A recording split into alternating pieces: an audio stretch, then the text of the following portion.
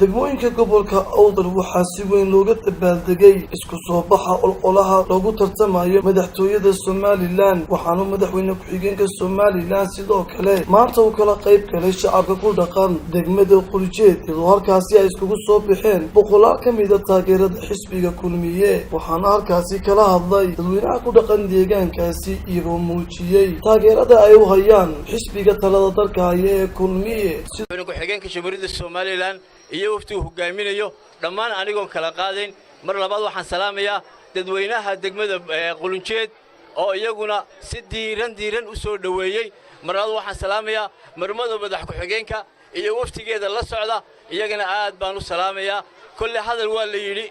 waxaan ku soo gabagabeynayaa reer Quljeedow maanta madaxweyne ku-xigeenkii oo codka doonaya wanaga indii keenay reer Quljeedow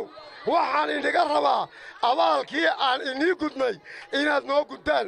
abaalkii noo gudaan war hosida maaha intaan nagula dhintay annaguna sidoo kale waxaa uga mahad celiyey dadkan isku soo baxay ee taageersan xisbiga kulmiye madaxweyne ku-xigeenka jamhuuriyadda Somaliland Cabdiraxmaan Cabdilaahi Ismaaciil Saylici waxaanu yidhi inuu doorto Quljeed inuu doorto aad iyo aad bay u sharaf igu tahay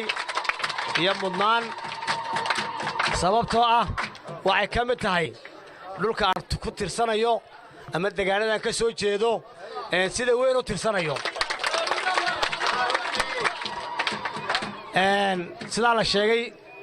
xisbigu muddadii uu joogay wixii waddanka ka qabtay waa la socotaan isbeddelku ka sameeyay waa la socotaan sidoo kale magaalada Dila ayaa iyaduna ka mid ahayd magaalooyinka sida weyn iskugu soo baxay waxaana kala qayb galay wasiiro ka tirsan xukuumadda Somaliland iyadoo bulshada ku dhaqan degmada Dila iyo deegaanada hoos yimaada ay muujiyeen taageerada mugale ee ay u hayaan xisbi xaakimka kulmiye waxaana hadaladooda ka mid ahaa iyo Muuse bixi oo nasa ololeeyay